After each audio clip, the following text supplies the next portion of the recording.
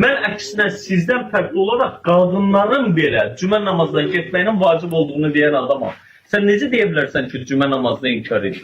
Təsəvvürən bu Mən əksinə sizdən fərqli olaraq qadınların belə cümə namazına getməyinin vacib olduğunu deyən adamam. Sən necə deyə bilərsən ki, cümə namazını inkar edir? təsəvvürən bu Mən əksinə Deməli,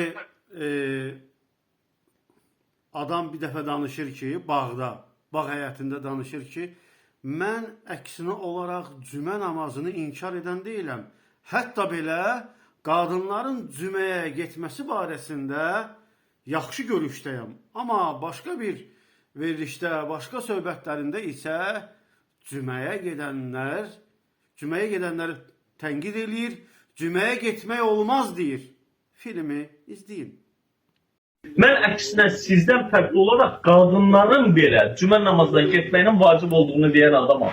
Sən necə deyə bilərsən ki, cümə namazını inkar edir? təsəvvürən bu Burada deyirlər, yalancının yaddaşı olmaz.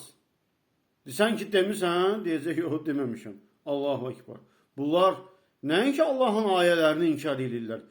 Özü özlərindən çıxan sözləri belə inkar edirlər. Allahu Ekber.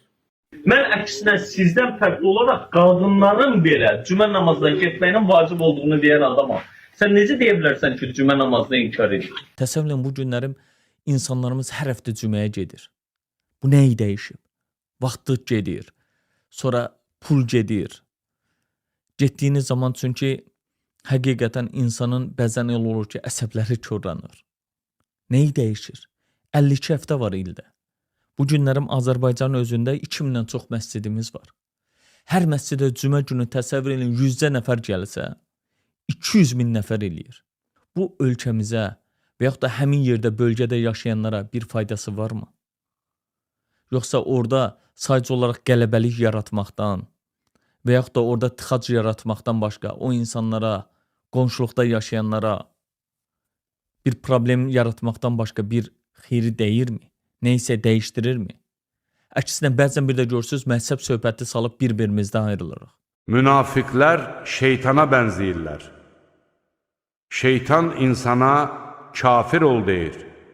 İnsan kafir olan kimi, mən səndən uzağam, mən aləmlərin Rəbbi olan Allahdan qorxuram deyir.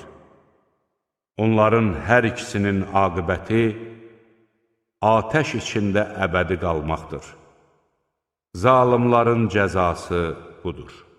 Mən əksinə sizdən fərqli olaraq qadınların belə cümə namazına getməyinin vacib olduğunu deyən adamam. Sən necə deyə bilərsən ki, cümə namazını inkar edir? Təsəvvürən bu